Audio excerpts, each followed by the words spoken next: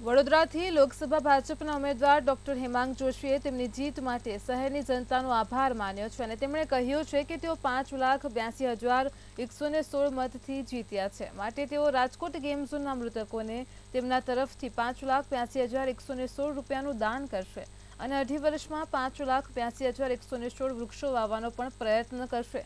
તેમજ કહ્યું હતું કે તેઓ જનતાના તમામ પ્રશ્નો, આરોગ્ય અને એરપોર્ટની સુવિધા પૂર્ણ કરવા માટે પણ પ્રયત્ન કરશે।